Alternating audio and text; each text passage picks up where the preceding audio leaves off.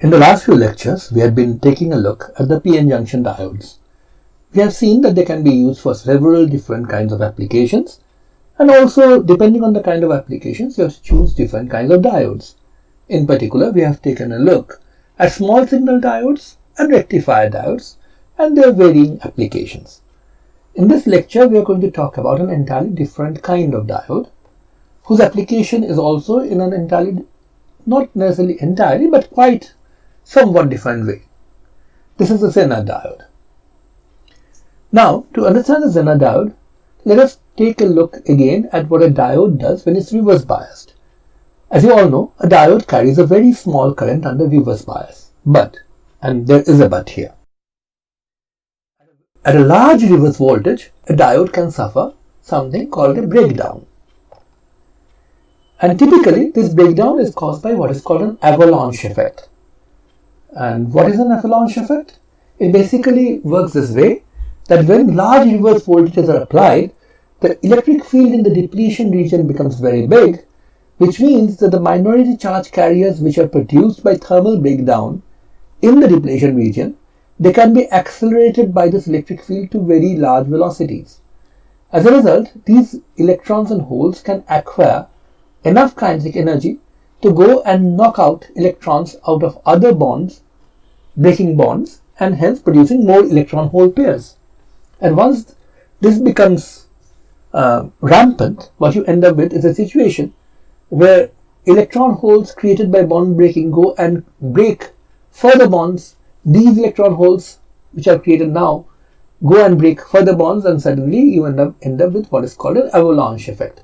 It's just like the way in which when snow falls down a mountainside, it starts off small, but once it begins to gather more and more snow makes the slide bigger, that makes it gather more snow, and so on. So when this happens, you end up with a large current. And once breakdown occurs, and this is very important, a very small change in reverse bias can cause a very large increase in the reverse current. And what that essentially means is that once breakdown occurs, the voltage across a diode stays more or less fixed, because a very tiny change in the voltage is all that is necessary to produce a huge change in the current.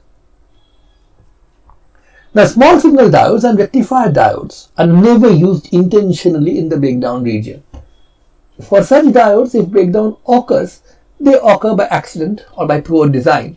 Maybe you did not take into account the peak inverse voltage of a diode before designing your circuit properly, and that is why a diode may suffer a breakdown.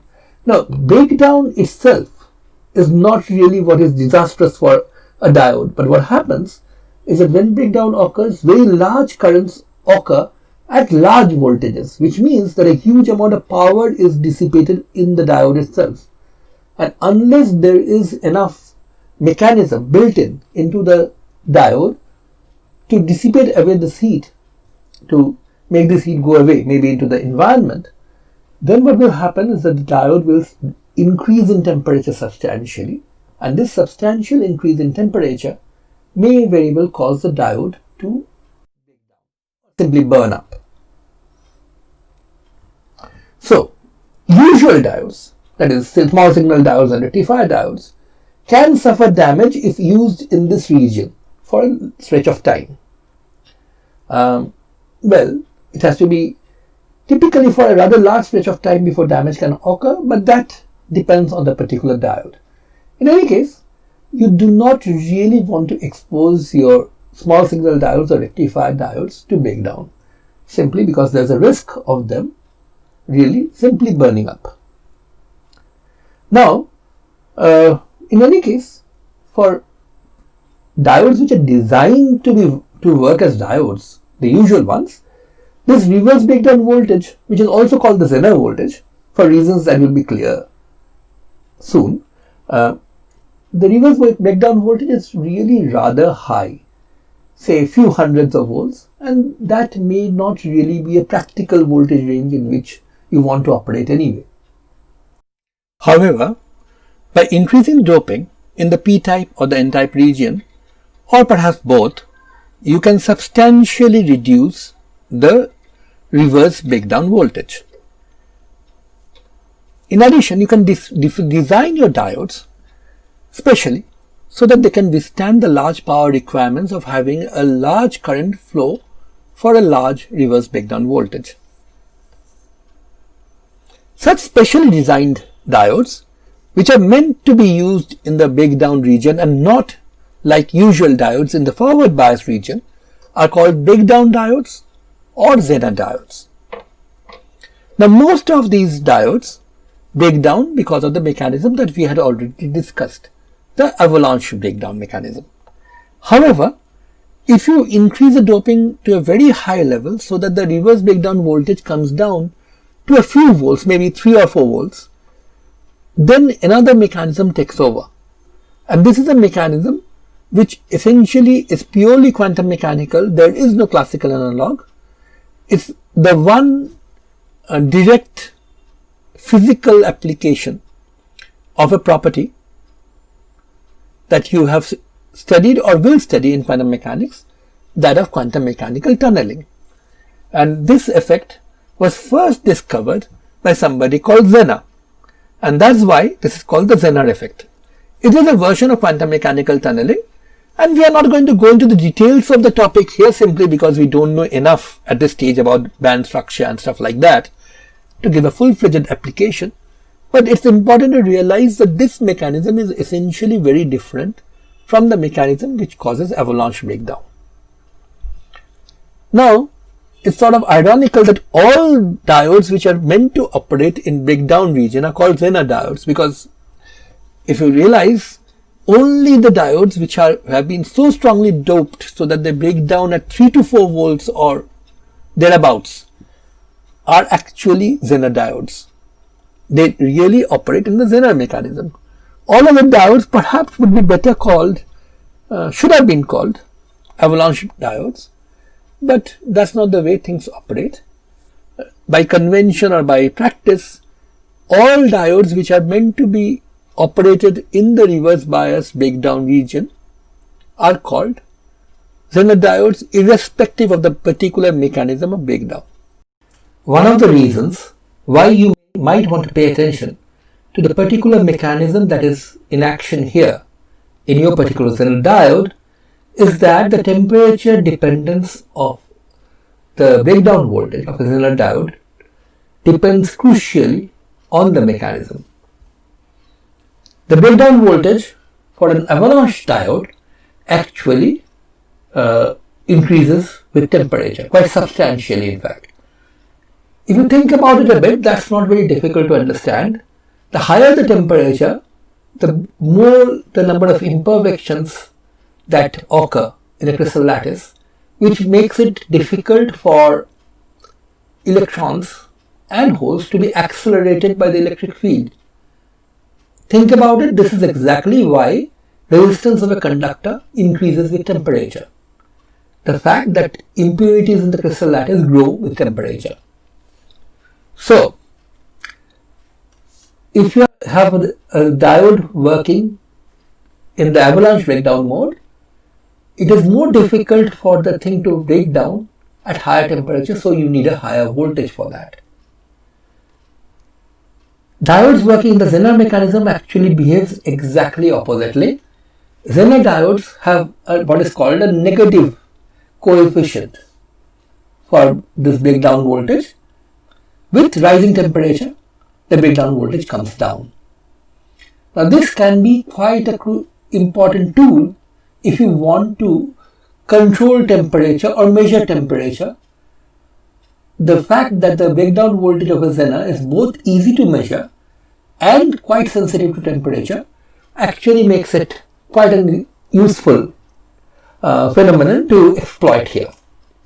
However, in many other applications, this temperature dependence of the Zener voltage may not be a very good thing to have. For example, if you are building a voltage regulator and you want to say have a voltage regulated at around 20 volts, which you will do typically with a 20 volt Zener, at higher temperatures this breakdown voltage would actually increase to a higher value, and that may not be good enough for your particular application. Some applications allow the voltage to wander a bit from its regulated value, but there are many other sensitive applications where you need the temperature to be really very precise, and using a Zener diode for which the breakdown voltage changes rapidly with temperature is really not a great idea. Now, the fact that the two distinct breakdown mechanisms produce opposing effects on the Zener breakdown temperature actually has a very important role to play. Zener diodes, which have the breakdown voltage in the region of 5 volts to 8 volts, typically have both these mechanisms going on in them. And as a sort of interplay between these two mechanisms, what happens is that for these diodes, the breakdown voltage is nearly independent of the temperature. So in many applications, you will be using diodes which have their breakdown voltages in this region, even if you might want a different voltage to be regulated. The way in which you can actually regulate, say, a 20 volt supply by using a 6 volt Zener is not really trivial, and we will learn about such circuits later on once we have a bit more electronics under our belt. But you will find that in most regulator circuits, you typically use 6 volts to 8 volts Zeners, and the reason behind that is precisely this. The breakdown voltage for these Zeners are nearly independent of temperature, at least much more independent of temperature than for lower volt breakdown voltage or higher breakdown voltage Zeners. So, in applications, you will find a lot more use for Zeners of this kind, especially for applications in regulation. Let us now take a look at the way in which the diode current for a Zener diode changes with the Zener voltage. That is, take a look at a typical Zener characteristic curve. And this is a curve which I am reproducing from a book by Boylstad and Nashelski called Electronic Devices and Circuits and Circuit Theory. It's a pretty nice book, and you may refer to it if you want to. However, this book typically contains a lot more information that will be needed for our courses because this, after all, is an engineering book. And also it doesn't have enough information when it really comes to complicated stuff. So, as I have said before, no one book will completely have everything that we are going to cover in this course, but some books may be nice to follow. The books by Malvino on analog and digital electronics are very good. So is this book by Boylstad and Nashelski. Anyway, coming back to this particular characteristic curve, what they have done here is they have reproduced the curve, that is Iz versus Vz, and also given an idea about the Zener's equivalent circuit in each and every different region. So let us take it step by step. First, this is the symbol of a Zener diode. It's like the symbol of a diode, but with two extra pieces sticking out at the end of the bar, of the N-type bar. Now, in this region, the Zener diode is forward biased, and in a forward bias, a Zener diode essentially is like any other forward bias diode. So it behaves the same way. In other words, it carries current almost without any resistance, but that would have been the ideal case, of course, as you all know. A forward bias diode typically has a cut-in voltage, so it effectively looks like a battery which is reverse biasing it, trying to reverse bias it, of the order of 0.7 volts or so. And there is a forward bias diode resistance, in this case written as small rz, which Z of course stands for Zener, and small r is the AC resistance, delta V by delta I. And as has been explained, very often you may not be able to ignore the 0.7 volts with respect to the input voltage, especially if the input voltage is not too big. But very often, small rz is tiny compared to the other resistances in the circuit. A typical forward bias diode resistance is of the order of tens of ohms, and the other resistances in the circuit are of the order of kilo ohms usually. So, we would usually be in a position to ignore the small RZ compared to the other resistances. So very often you would approximate the diode in the forward bias by just this, by the cut-in voltage. Of course, if your input voltages are very large, somewhere of the order of tens of volts, then maybe you might even ignore the 0.7 volts and just treat a forward bias diode as a short. That, of course, would be the ideal situation with a forward bias diode. Now, once you reverse bias the diode carries a very tiny current. That's the reverse saturation current, here written as IR. The value here is of the order of 10 microamperes for this particular Zener diode, for which the characteristics have been given. This is quite large compared to an ordinary rectifier diode or a small signal diode, but you have to realize that Zener diodes are designed with a rather large amount of doping, and this large amount of doping leads to a rather comparatively larger amount of reverse saturation current, which here is of the order of 10 microamperes. Also, the diode does have a slightly sloping characteristic curve, that is, if current does change a bit with voltage, essentially giving rise to a resistance here, RZ. Since the voltage changes by a very tiny amount over a rather large span of current, in this region RZ is very, very large. That's exactly what a reverse bias diode is supposed to behave like a very large resistance. And so, what you have here is that in this region, the reverse bias Zener diode behaves like any other diode except for the slightly large value of the reverse current. It behaves almost like an open circuit. Of course, an open circuit would have had zero current, but 10 microamperes is tiny current, even though large compared to other diode circuits, still quite tiny current. But something remarkable begins to happen around here. This is called the Zener voltage, and you see at the Zener voltage the current suddenly starts going down rapidly. And this behavior begins somewhere around here, which is called the knee current, IZK, K for knee, for the Zener. In this case, the knee, of course, is the name for this sudden bend here. It's like the knee joint of a human person. And you must realize that there is a break in the y-axis here. After all, it's impossible to draw 10 microamperes and 0.25 milliamperes and the other currents here on the same scale without any breaks. So the axis has been broken rather badly. This is for 10 microamperes and there is a sudden jump, and around 0.25 milliamperes for this particular diode you have the knee current, the Zener breakdown starts, and once you have crossed that, very small change in the voltage causes the current to jump by a huge amount. So this is a near vertical line. But the near vertical line does have a slope, which again is given by this delta Vz by delta Iz, the dynamical resistance. And at the test current, Izt, which here has been marked as 12.5 milliamperes, the Zener, this particular Zener, has an RZ of 8.5 ohms. So in this region, the Zener essentially behaves like a large voltage, Vz, whatever the Zener voltage is, say around 10 volts for this particular Zener, and in series with this resistance RZ.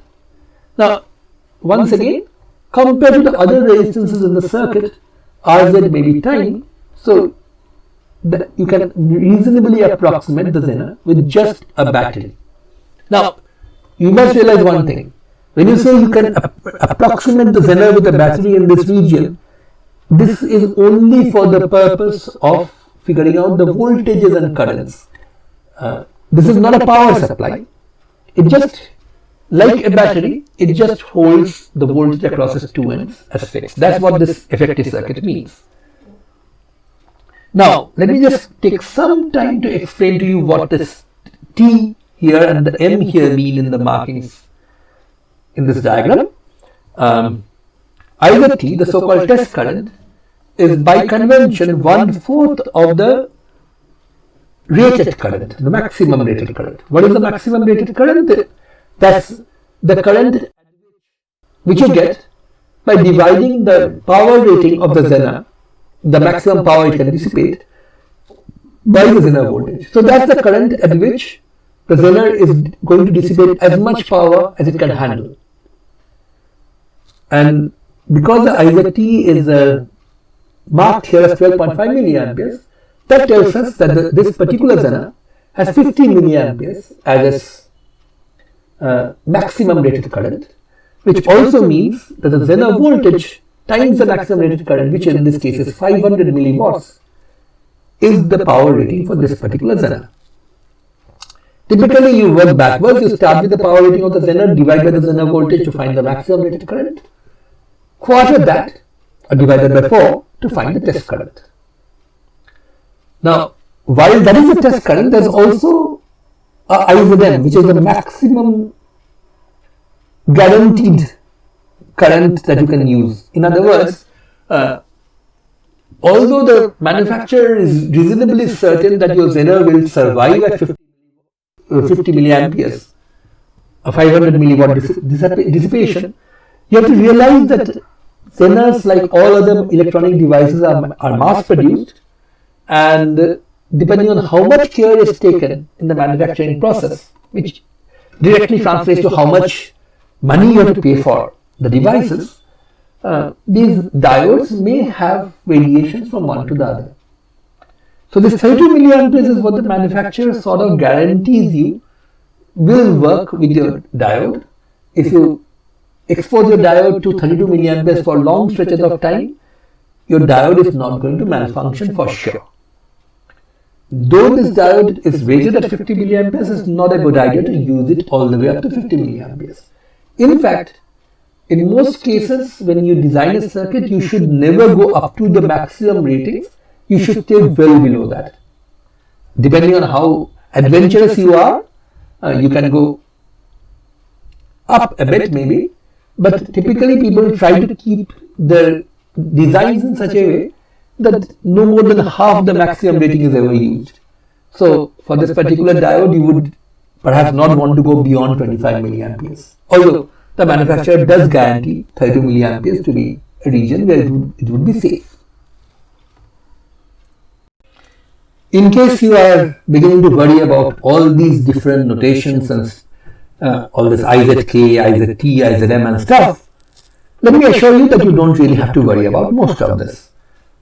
For almost all purposes, it's pretty okay to treat the diode, the Zener diode, as an ideal Zener diode, which means that its characteristic curve will be approximated by a zigzag line, a straight line coinciding with this axis here, which means it will conduct in the forward direction without any resistance, a line which coincides with the horizontal axis here, which means it's going to produce zero current no matter what voltage you give, and then at visit there will be a vertical line. Of course, I know that this line is not really vertical, but it's close enough. So a vertical line here, no matter what reverse current you draw, the voltage stays fixed at Vz, and in the forward direction, no matter what current you draw, the voltage stays fixed at 0. In between the Zener voltage and 0, in the reverse bias situation, the Zener diode will carry no current whatsoever. So this is what you would usually use in analyzing most circuits. Of course, depending on how accurate you want your calculations to be, you may have to use these approximations, that is, these improvements on the approximation, that is, bring in not only Vz but also an Rz along with it. In the reverse bias region, don't really treat the Zener as a complete open circuit, treat it as a very high resistance Rz, which will be huge here, and in the forward bias region, maybe take into account the cutting voltage, or if necessary also the dynamical forward resistance of the Zener. But as I said, the ideal Zener will be enough for most of our purposes, and that's what I'm going to use in the next part of the video. So in the next part, what we are going to do is we are going to use whatever information we have gathered so far to analyze a Zener circuit. It's a very simple circuit. There's a 10 volt battery. It's connected in series to a 1 kilo ohm resistance and a reverse bias Zener diode, and there's a 10 kilo ohm resistance connected across the Zener diode. And the Zener diode is rated at 6 volts, which means that the Zener breakdown voltage for this particular diode is rated to be at 6 volts at ambient temperature. So the question that we are addressing here is, how much is the current that flows through the 1K, the 10K and the Zener? Now, given the fact that you are trying to reverse bias a diode, Zener diode, with 6 volts breakdown by using a 10 volt supply, it's so obvious that the Zener is going to break down. And once the Zener breaks down, it holds its two ends at nearly fixed value. In fact, for an ideal diode, which is what we are using here, the voltage between its two ends is really fixed at 6 volts. So 6 volts is the voltage drop across the Zener diode. It's also, of course, the voltage drop across the 10K resistance, which is in parallel with it. Now, if you take a look at this 10 volts and this 6 volts, it tells you that the drop across the 1K resistance is 4 volts. So how much is the current through the 1 kilo ohm resistance? Simple. Ohm's law tells you that you have to divide the voltage difference across the two ends of the resistance, which is 4 volts in this case, by the resistance to get 4 milliamperes. Volts by ohms is amperes, but volts by kilo ohms, as I stressed several times before, is milliamperes. The reason why I am stressing this is in electronics, this is the one thing that you're going to use very often. The typical currents that you are dealing with are usually in the milliampere region, and volts by kilo ohms is what you would use more often. Sometimes volts by mega ohms, and that's a microampere. That will also be necessary. Volt by ohms is ampere is, well, hardly ever used in electronics. Of course, in power electronics, power supplies and other devices, you may need to use ampere range currents, but that's really rather unusual in your run-of-the-mill electronic circuit. So, the voltage drop across the Zener is 6 volts, as I said. So that across the 1K resistance is 4 volts. Again, something I've already said. Current through the 1K resistance is 4 milliamperes. How much will the current through the 10K resistance be? We know the voltage drop across it is 6 volts. So the voltage drop divided by the resistance should give you the current, and the current through the 10K resistance works out to be simply 0.6 milliamperes. So 4 milliamperes is the current flowing in here, 0.6 milliamperes is going through the 10K. The rest has to go through the Zener. So the current through the Zener is the difference, 4 milliamperes minus 0.6 milliamperes. That's 3.4 milliamperes. So it's all rather straightforward. And we have found out all the currents. But what about the power dissipated at various parts of the circuit? That's also straightforward. The current in the battery is the same as the current through the 1 kilo ohm resistance, namely 4 milliamperes. So the power which the battery delivers is the voltage difference 10 volts times 4 milliamperes.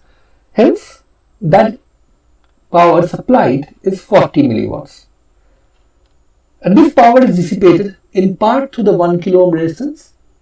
For that, I can either use V square by R or I square R, or simply V into I, which is 4 volts into 4 milliamperes, that's 16 milliwatts through the 1K resistance. For the 10K, it's 0.6 milliamperes times the 6 volts, that's 3.6 milliwatts. And the rest is actually dissipated across the Zener. The Zener has 6 volts voltage drop across it, and the current through it is 3.4 milliamperes. V times I, if you work it out, does work out to be 20.4 milliwatts, and you can easily check that these three powers do add up to the power supplied by the battery, namely 40 milliwatts. The important thing to remember is V square by R or I square R works for resistances. For other circuit devices, you will not go wrong with if you use volts times amperes, that is voltage times current. Let us now just change the problem slightly. All we are going to do is we are going to switch the two resistances in the circuit. That is to say, we are now going to deal with this particular circuit. The 10 kilo ohm is now in series with the 10 volt supply, and the 1 kilo ohm is now connected across the 6 volts. So what will change if this happens? Well, armed with our previous experience, this should be pretty easy to handle. You are still using a 10 volt battery to reverse bias a 6 volt Zener diode. So Zener diode should be, it seems at least, in the breakdown region. And so 6 volts should be the voltage drop across the Zener. And that means 4 volts across the 10K and 6 volts across the 1K, of course. Which means the current through the 10K resistance now will be 0.4 milliamperes, 4 volts divided by 10 kilo ohms. What about the volt current through the 1K? That should be 6 volts by 1 kilo ohm, 6 milliamperes. Again, not a problem. The directions, I've forgotten to draw them here, but the directions would be from the left to the right for the 10K and from the top to bottom for the 1K. But now you see that this current through the 1K resistance is more than the current through the 10K resistance. What that means is the current downwards through the 6 volt Zener, which we had calculated to be 3.4 milliamperes in the previous example, now turns out to be minus 5.6 milliamperes. That's a typo, it should be minus 5.6 milliamperes. 6 milliamperes minus 0.4. Now, there are 4 red exclamation marks after that, and that's not for the typo. That's simply because what we see here is that the current through the Zener apparently is going from the bottom to the top in this picture, which means it's actually flowing from a region of lower to higher potential. Now, it is not true, of course, that current never flows from lower to higher potential in a circuit. After all, it goes in a loop, so it has to go from lower to higher potential somewhere. But as you all know, the places where a current goes from lower to higher potential are power supplies. These are devices which actually give the electrons the energy to surmount the potential barrier.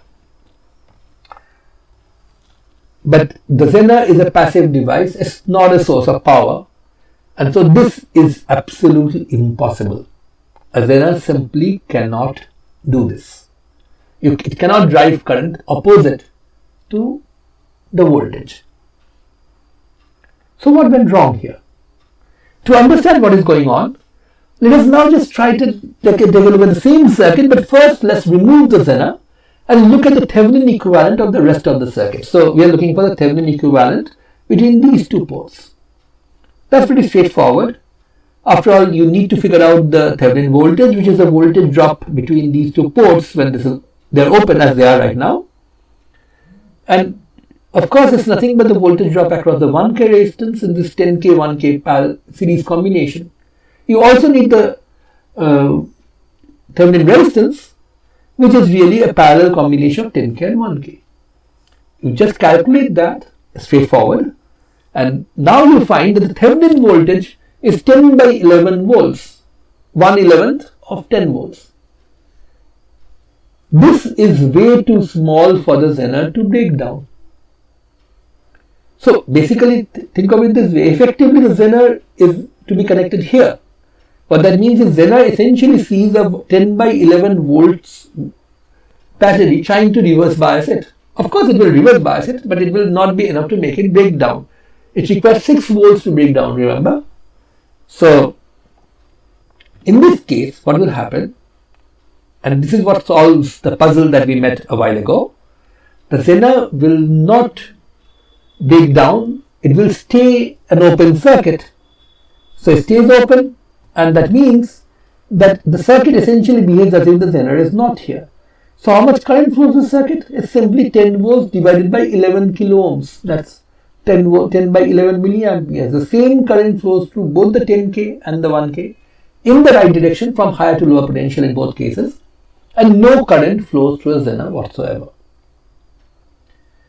By the way, this might sort of make you worry about the calculation you did with the previous circuit. There, you did assume that the Zener has broken down. But there you remember you had a switch here. You had 1K here and 10K here. That means the open circuit voltage between these 2 points was actually 10 by 11 times 10k, 100 volts by 11k, which though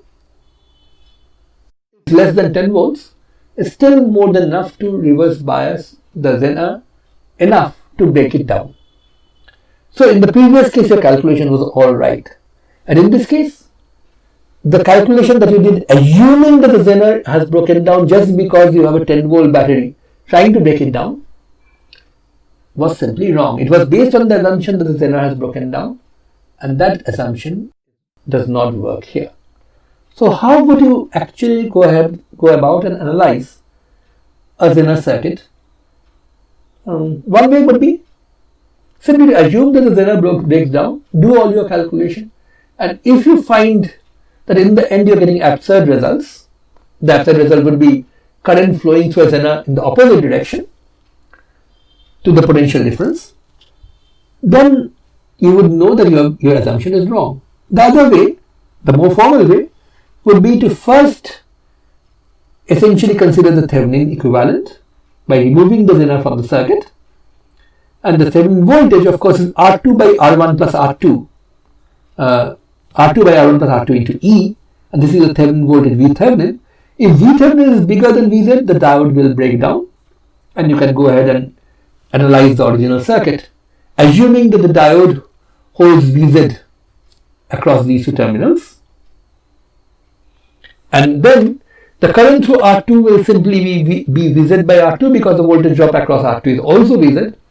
The current through R1 will be the voltage drop across R1, which is E minus Vz now by R1. And that's the difference between these two will flow through the Zener. On the other hand, if V Thevenin is less than Vz, the diode will not break down. The Zener will not conduct, it will behave like an open circuit, so I can replace it by an open circuit as I have done here.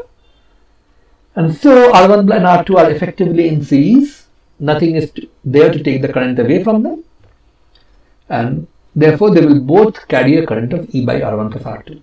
This is basically a formal way of analyzing an unknown Zener circuit.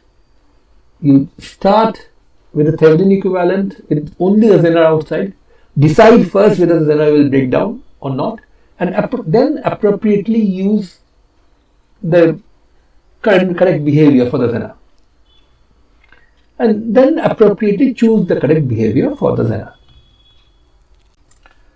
Now let me end this lecture by talking about some applications of Zener diodes. The most common applications of Zener diodes are in regulators. But most of the regulator circuits use not just the Zener diode, but they also use other circuit components like transistors to carry out the regulation effectively. So we can discuss them only later. So let us try to figure out or talk about a few applications of the Zener diode that we can actually understand with whatever electronics we know at this stage. Now, one application which is pretty useful is to set reference voltage levels, which will not depend on the load current. Now suppose, for example, I need a 6 volt supply somewhere and I only have a 12 volt battery.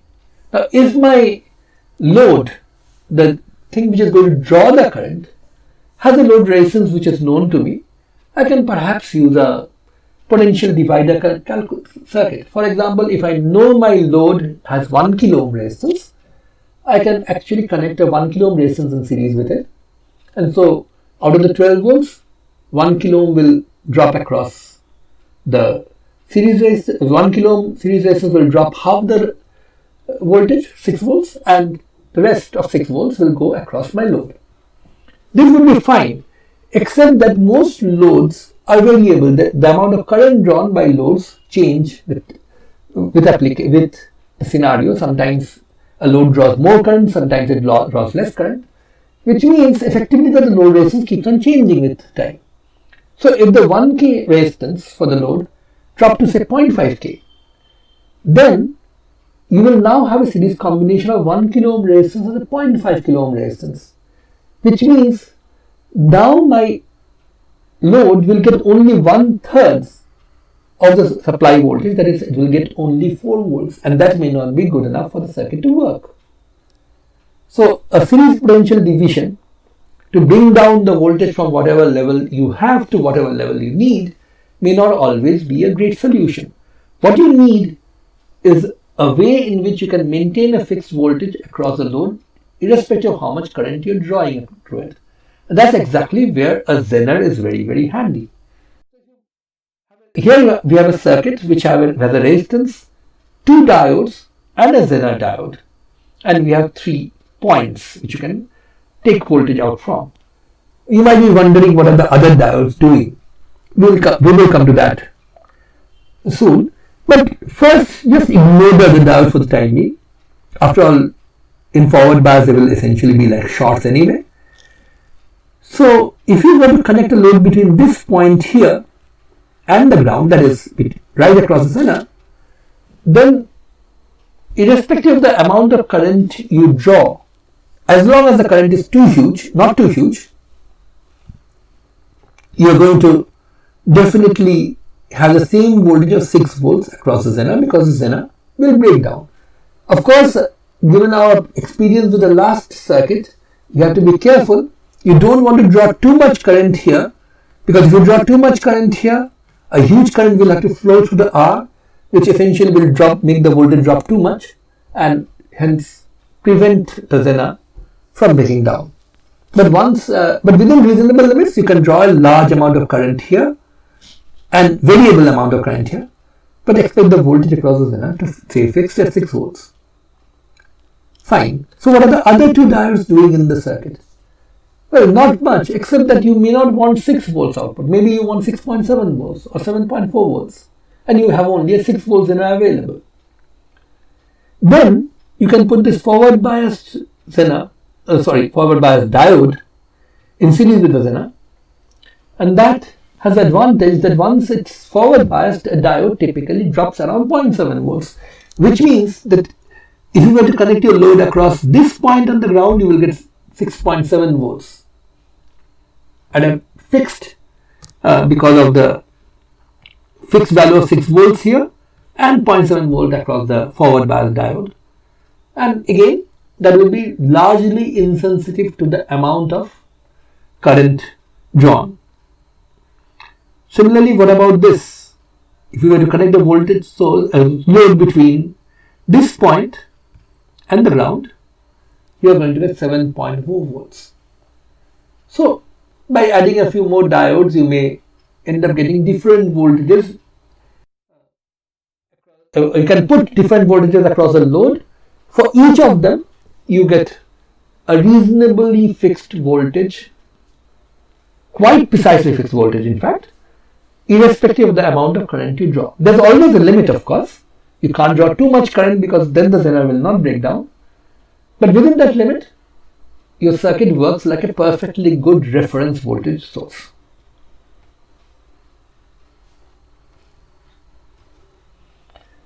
Another application which you can make of Zeners is to work as an AC limiter. You would put 2 diodes, 2 Zener diodes back to back like this. What that means is in the positive half cycle, this Zener is forward biased, so like any other forward biased diode is going to drop around 0.7 volts, and this Zener is reverse biased, so it's going to give you, once it breaks down, a fixed voltage. But of course, it will not break down until the Zener breakdown voltage is reached, which means if you have an input which goes like this, the output will be fixed at plus Vz plus V gamma at this blue value only when the input voltage exceeds Vz plus V gamma, or when the input drops below minus Vz minus V gamma, then this diode will become forward biased, this will become reverse biased, and you will again get a clipping because the voltage will stay fixed at minus Vz minus V gamma. In between, what will happen is the reverse bias diode, say for positive voltages, this is reverse bias, for negative voltages, this is reverse bias. But in any case, the reverse bias diode in either case will not break down, so it will behave like an open circuit. And if you have an open circuit in a series combination, of course, the whole thing behaves like an open circuit, which means no current will flow, no drop across the resistance, so the output will follow the input. So this is, of course, not very new to you. You have seen the limiter in action in the last lecture, and that's exactly how the limiter worked. But the limiter required, at least if you go beyond the plus minus 0.7 volts provided by just the forward bias diode, you need to put in extra biasing batteries to get a limiter to work. Here you can get the limiter to work without extra bias batteries. You just need the Zener diodes of appropriate breakdown voltages. And one further application of this circuit, which actually is quite useful, is that if you give a rather large sinusoidal input compared to the breakdown voltage, then the behavior essentially looks like this. This is a sine wave which actually peaks somewhere up here, way beyond the limits of this graph. And the behavior is the same as before, except that now the output looks almost exactly like a square wave. So this is a poor man's square wave generator. You have give a rather large sinusoidal input, maybe from the AC means, through a transformer, of course, to a back-to-back connected Zener diode in series with the resistance, and you get a rather nice square wave, whose amplitude, of course, is fixed by the breakdown voltage of the Zener diode. As I said, the major application of Zener diodes is in building regulator circuits, but for that we will have to wait until we learn a bit more about amplifiers, in particular the transistor amplifier. So we will take a look at that in future videos, but for the time being, let me sign off today.